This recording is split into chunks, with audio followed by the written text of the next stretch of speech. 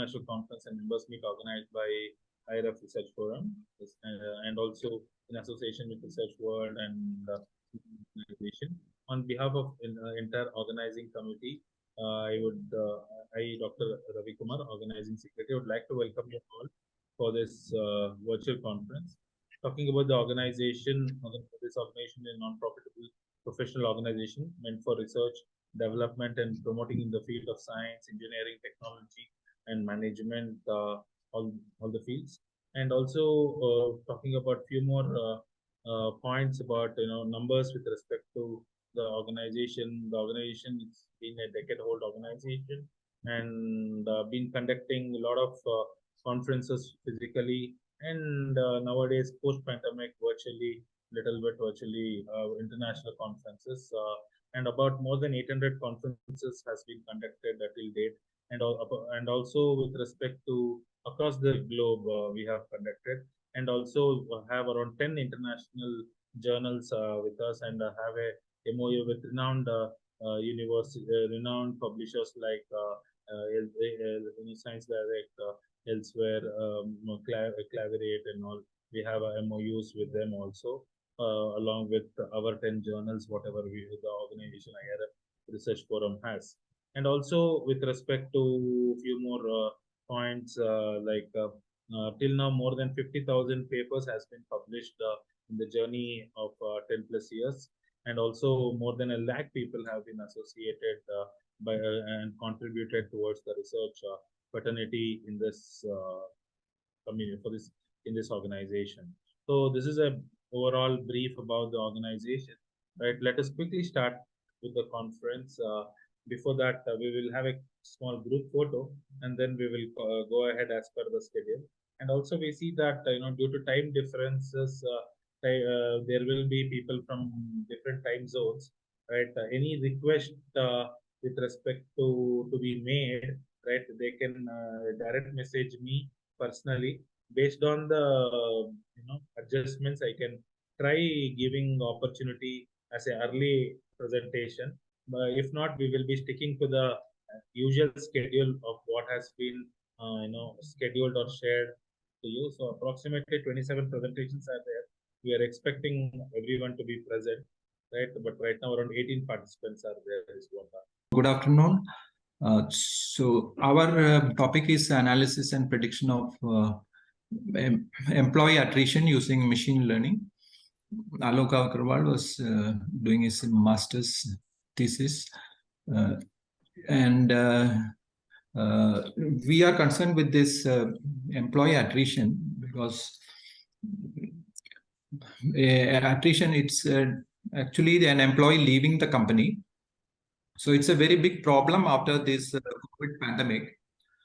Many people are forced to work from home, and you know that if an employee leaves the company, it affects the performance of the organization. In 2021, many information technology companies, the employee attrition rates were around 20%. So being a critical issue, steps need to be taken to reduce it. And there are different reasons. Some of the reasons include like moving to a different company, layoff of the employees, illness of the employee, death. It is also another reason. Yet another reason is unable to return to work after a gap. So these are some of the probable reasons. So our paper focuses to monitor all these possible reasons and figure out that trend which gives top reasons why employees are leaving. And out of the given parameters or features on which the employees' data has been collected, the authors have filtered out the top reasons why employees are leaving, and also to analyze each of those reasons as to how the employee attrition rate can be minimized. So if we more specific objectives are like this, first is to find out the top reasons due to which employees have leave the company and analyze them. Secondly, to compare the different machine learning models to find out the best accuracy on our data set. And thirdly, to build a predictive system which predicts whether the particular employee will leave the company or not. So the data set we have used is a real life data set of an analytics firm, and it includes 1,470 employees with around 35 features for each employee. Now there are different literature available. Few of them are listed here. So one is the employee attrition prediction using the logistic regression by Sri Renjita Ponnuru and others. Another is Bhaskar Kantapalli, which helps us in clarifying about the accuracy of the model and the confusion metrics, and also about the supervised and the unsupervised machine learning, and which algorithms to use in the classified supervised learning. And another literature talks about the employee churn prediction by Vijay Sarathi. So it tells us the main reason for the employee attrition. So the TDSB framework, the data science process framework, it has different steps like data set collection, pre-processing, descriptive analysis, and the predictive analysis. So this slide shows a typical basic overview of the data frame. So you have the rows represent the different employees, and the columns represent the attributes like age, attrition, business travel, daily rate, department, distance from home, education, employee count, etc. Now the different libraries used to include like pandas, numpy, seaborn, matplotlib, etc. The pandas library is used for data manipulation and analysis. Numpy stands for numerical Python. This doing the mathematical operation and data manipulation of multi-dimensional arrays. Seaborn library is used for making statistical graphs in Python.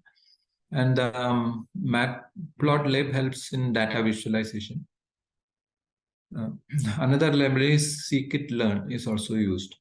Now, the results, the shape of the data set is 1,470/35, which means that it has 1,470 rows and 35 columns.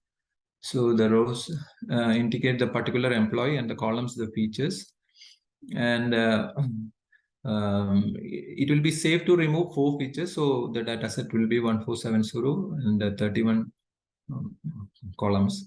So out of the 1,470 employees, 1,233 employees are still working in the company, and the remaining, that is 237 employees, have left the company. So it is shown here. You can see 237 employees left the company. So that is the attrition. And the remaining 1,233 employees are still remaining in the company. So a correlation is used to determine how the two variables are related to each other. So the value of correlation varies from -1 to +1. So -1 indicates that the two variables are strongly inversely related, whereas +1 indicates that the two variables are strongly positively related. We have used a heat map to give a pictorial representation to the correlation, and the correlation values have been expressed in percentage.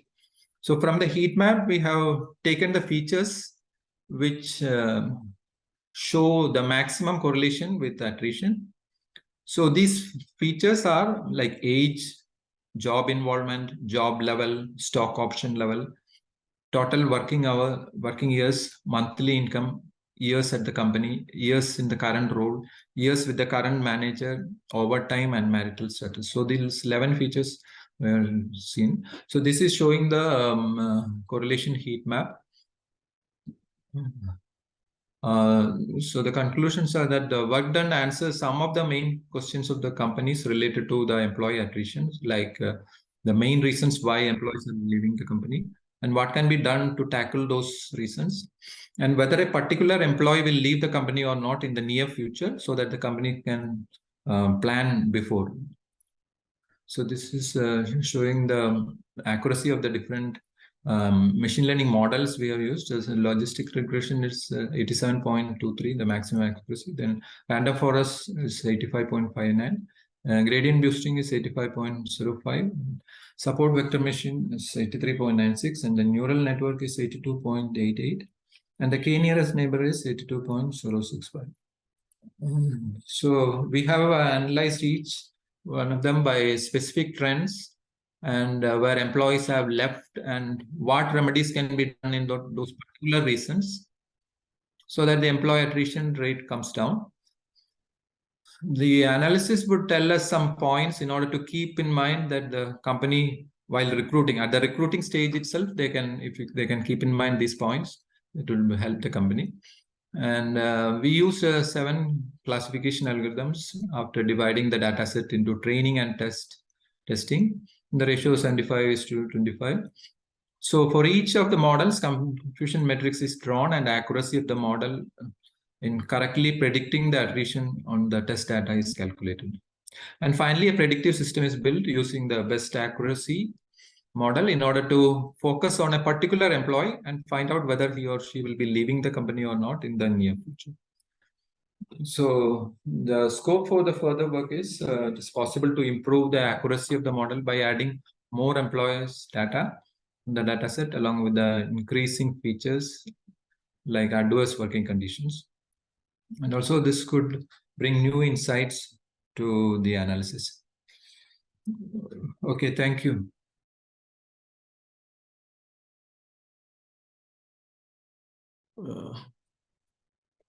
Good afternoon to all of you. My name is Fuleswar Baitha. I am doing MTech in BIT Sindri, Dhanbad. My project presentation is statistical study of variation in size of wear debris with aging of oil, which I am doing under the guidance of Dr. Manoj Kumar. So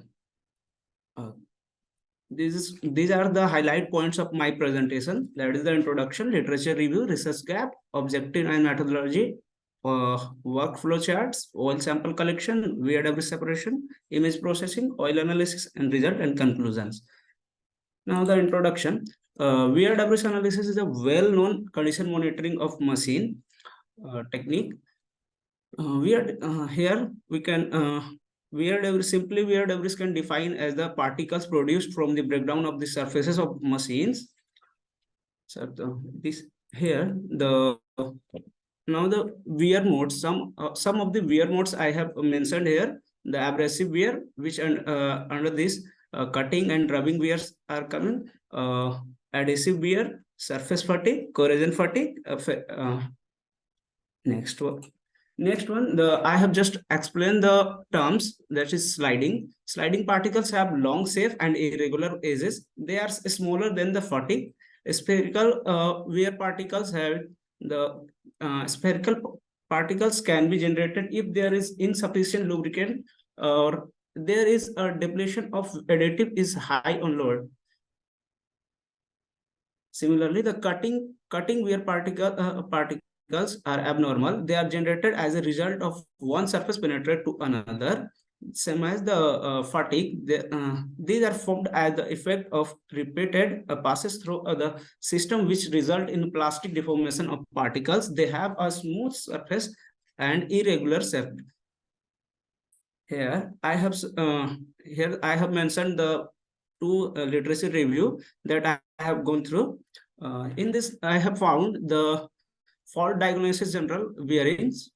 Here, in this paper, author find that the review that the vibration analysis, the temperature analysis, and wear debris analysis for the condition monitoring of machine, and that can be conclude that the wear debris analysis is the more effective and accurate analysis of in finding the defect of machines. And in second one, this paper summarized the wear particles have been used HEM machines, where he statistically analyzed the wear particles and distribution of the wear particles to understand the machine's conditions.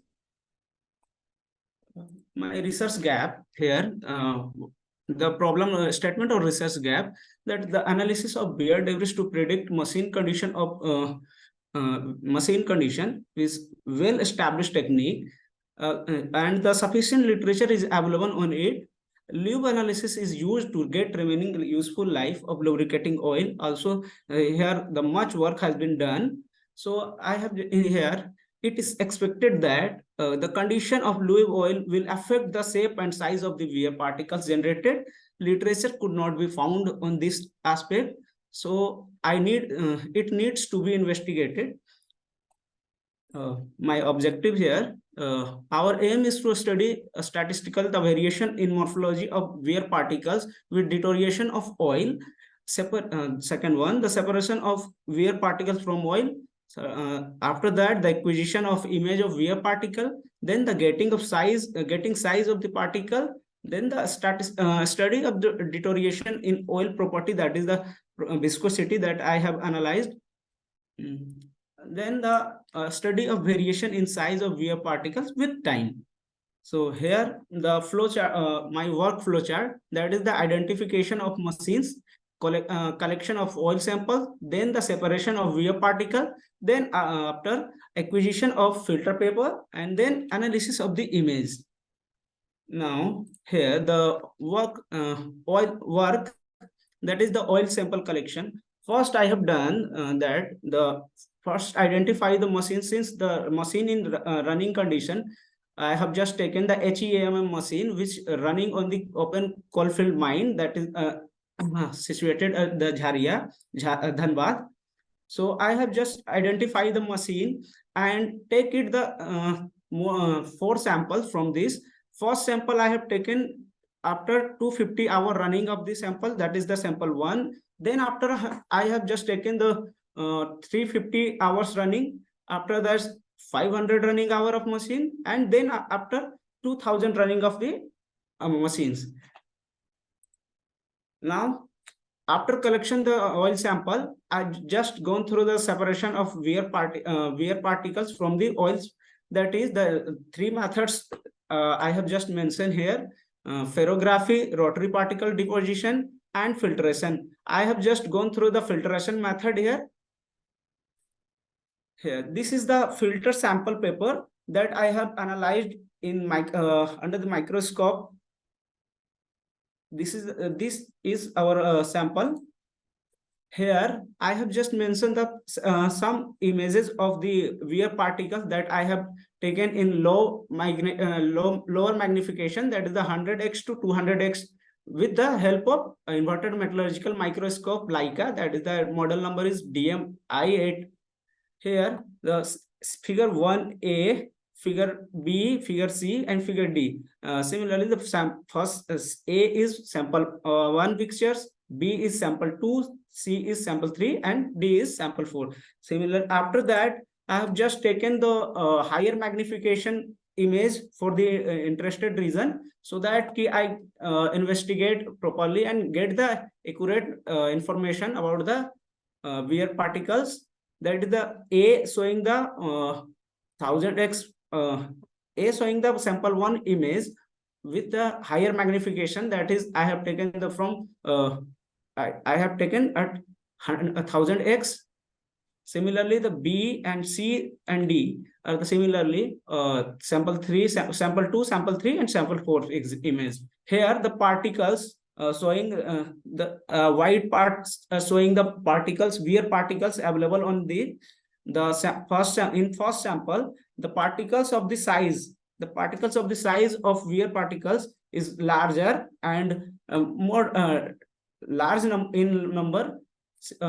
In sample 2, I have seen that the particle size is lower, smaller than the sample 1, and similarly in sample 3, I have just I have taken that the similar in sample 3, the particle size is smaller than the sample 1, but thus in sample 4, I have seen that the particle size is larger than the sample 2 and sample 3, and more denser than the sample 2 and sample 3. Here I have, after taking image, I have gone through the MATLAB. Using MATLAB, I just binarize the RBG image to binarize. This is the picture, sample picture that I have bannerized to get the correct information of the image. After that, I have bounded the given the boundary conditions of the image that I have mentioned that the less than 5 micron is less than 5 micron particles. I have neglected that here. In first, I have just in red circle that mentioned the size of the particles and underline, and it gave the size of the particles. Here the histogram of all samples I have been showing. First sample, that is the particles showing here, the particles of the wear particles in oil sample, that is in first sample, the sample density is larger at the 10 to 20 to 30 micron meter, but the some of the particles are showing that the size of 90 micrometers. In sample 2, the density of the particle is 10 to 20 micron, and it shows up to 40 to 50 micron size. Similarly, in third sample, the particle size is going to 40 to 50 and denser at the 10 to 15 micron meter. But in sample 4, I have seen that the particle size more large than sample 2 and sample 3, and more denser than sample 2 and sample 3. After that, I have done the oil analysis. That is I have used sine wave viscometer SB10 was used to measure viscosity. Here the sample, I have mentioned the table of the viscosity, that fresh oil, sample 1, sample 2, sample 3, and sample 4. In fresh oil viscosity, I have found the 358.98 at 250 running hour, 410.43, and in 350 running hour, 418.11, and after 500 running hour, I get 403.54. Here I have just I got the less, and after 2000 running hour, I got 426.15 viscosity. Here, after in histogram, I can explain that the particles here, the particles in sample 1, that the more denser than the sample 2 and sample 3. It's just because the particles that I have mentioned used lubricating oil before new oil. The oil has been deteriorated, and the machine surfaces get rough, so the particles are larger in number and large in size. Here the result that I have found: the wear debris features extracted from the sample image were used for particle distribution analysis. The mean value of the wear particles feature for every sample presented in table 1, and a graph has been plotted between mean particle size and age of oil. That is here, that the mean value of the oil sample size, that sample 1 51.89 micrometer, sample 2 38.29 micrometer, in sample 5 sample 3 36.01 micrometer, and in sample 4 68.14 micrometer. These are the mean particle size. Here I have just plotted the graph for between the mean of particle size and age of oil. Here just shown the bar-top curve, just stores bar-top curve, that is the expected graph. I have found that initially the value of the mean particle size is more, just because the earlier machines deteriorated. Earlier machines have got dropped due to the deteriorated oil, and the particles after some of the particles left in sump, and then the new oil has been inserted. So the in second and third, the machine shape has the smoother than the sample one. So the particle size is less in number and less in size. After that, after 2000 running hour, I have seen that the particles, again the wear particles get the large in size and large in number, just because the oil has been deteriorated. So I just conclude that the particles again the particles of size of the particles vary with the oil age of oil. Here I have just draw the graph of variation in viscosity of oil with time. Here the graph at gradually momentarily decreases at 1 point. It's just because the I have just chemical contamination of the sample, that was my fault maybe, and otherwise the graph trend is increasing with time. Now the conclusion is, I have seen that in sample 1, the particle size from 5 to 30 micrometer is large in range, and in sample 2, the particle size is 10 to 20 micrometer in large in number. But in sample 4, the particle size goes to 30 to 150 micrometer. Now again the point, the size of the particles vary with the oil is and shows an expected bathtub curve shape. The viscosity increases with the oil because the particles, some wear particles generated, which increase the viscosity of the oil. The trend of increase in viscosity with time shows that the oil is gradually degrading with time. These are the references that I have used here. And thank you, sir.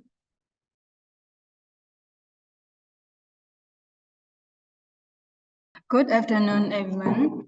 Firstly, I would like to introduce myself. My name is Tezinton. I am from Myanmar. My research title is Analysis of Hybrid Pagoda using Deep Learning for 5G Massive MIMO wireless communication.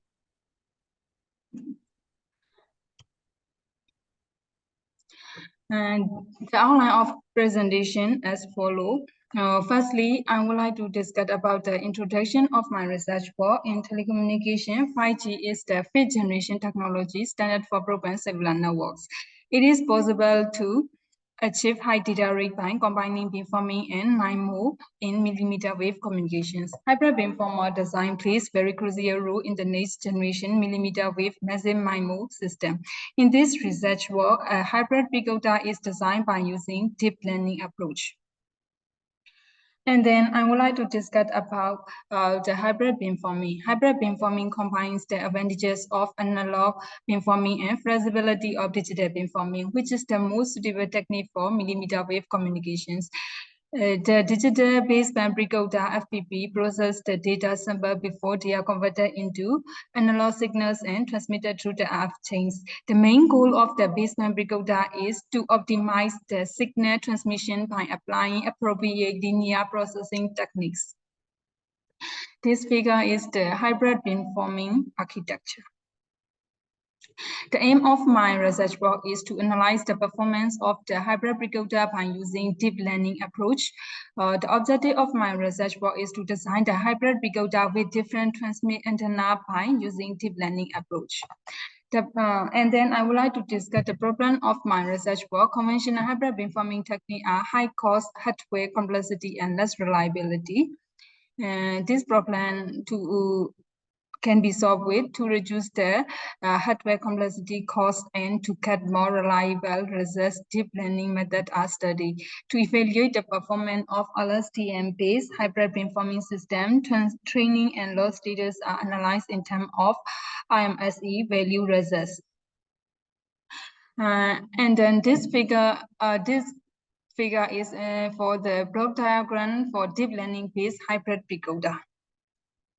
And then I would like to discuss about the overview of long short-term memory network. Long short-term memory network is a category of recurrent neural network that can remember features among the data over arbitrary intervals. The network starts with a sequence input layer followed by an LSTM layer, and the network ends with a fully connected layer and a regression output layer. Especially the LSTM network is composed of several LSTM units. Each unit has an input K, a forget K, an output K, and a memory cell. The design of hybrid precoder can be calculated by using the following equation 1, 2, 3, 4. The channel model can be calculated by using equation 5. The covariance channel metric can be calculated by using equation 6. And then I would like to discuss the training data generation for LSTM network. The proposed deep learning or deep networks are realized and trained in MATLAB. The parameters for the two LSTM networks are the same. Each LSTM network consists of an LSTM layer with 200 hidden units, followed by a fully connected layer of size of the number of response and a drop layer with dropout probability 0.5. The solver ADAM is used and adapted the network parameter with learning rate 0.001 and mini batch size 128 samples. The data is trained for 50 approach to prevent gradients from exploding, set the gradient threshold to 1. To train the proposed LSTM structure, number of different seniority are realized in 50. For each scenario, a channel metric is generated. Signal to noise ratio is used 20, 25, and 30 dB in this system. The root mean square error measure the average difference between a statistical model's predicted values and the actual values. The overall IMSE can be written as equation 7. The simulation parameters are considered in this research. The simulation parameters are considered as follow in this research. This figure is for the simulation result on training progress for the first LSTM network with a number of transmitter for 16. This figure is for the simulation results on training progress for the second LSTM network with number of transmitter at 16. This simulation result is the training progress for the first LSTM network with number of transmitter at 32. This figure is for the simulation results on training progress for the first LSTM network with number of transmitter at 32. This training progress for the first LSTM network with number of transmitter at 16. This training progress for the first LSTM network with number of transmitter 64. And then I would like to discuss the result of my research work. In this proposed system, the hybrid precoder consists of digital baseband precoder and analog precoder. The first LSTM network is used to train the real and imaginary path of covariant channel metric and output the baseband digital precoder. The second LSTM network is used to train the angular path of covariant channel metric and output the analog precoder. The overall system is considered for single user. The list of overall IMSE value for LSTM network is shown in table 2. In table 2, number of antenna 32 is the best result in among them.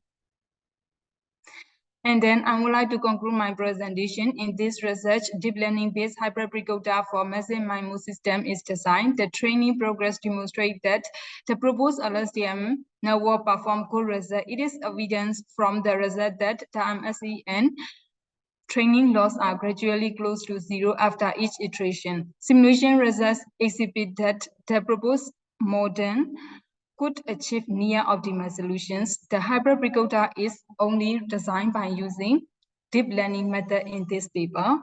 Thank you for your attention. Yeah, thank you everyone for your kind cooperation, and I've shared my email address in the chat box. So certificates and other things of the program you will be receiving very shortly, maybe in other couple of days. In case if it is delaying, you can feel free to note my email ID down, and then you can get in touch with me. And also with respect to publications of the paper, you will be receiving it within all this proceedings will be received along with the certificate very shortly. And also we will be with respect to the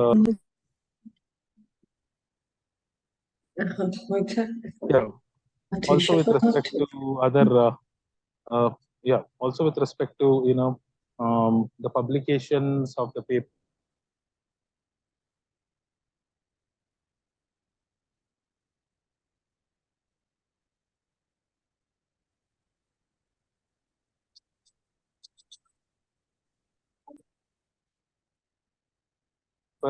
it will be in the respective journals, and you will be, this is the overall with respect to presentation certification details, and also as I've shared my email address, if there is any collaborative research if required, and university collaborations if required, right, you can feel to write to me, so we can see what best can be done with foreign universities and Indian university combined for research. Joint publications we can plan, and joint IPRs we can plan. So other participants also, you can feel free to talk to your heads and talk to your management and have a collaborative research environment, and take this opportunity forward to make it as a global network, because usually we need to thank for these virtual conferences, such that we have this opportunity of exploring and getting connected of these conferences across the globe. The advantage for this year, right? So with this, I would like to thank everyone for your kind patience hearing, and also everyone who have shared their presentations, right? Any other requirements or any other things are there? I've shared my email ID in the chat box. You can feel free to get in touch with me, right? So we can, I believe we are good to go with respect to anything. Is there any suggestions, any feedback, right? You can write to us, right? So thank you everyone, and I hope everyone would have shared your email address, and we can note it down, and then we can stay connected. Thank you.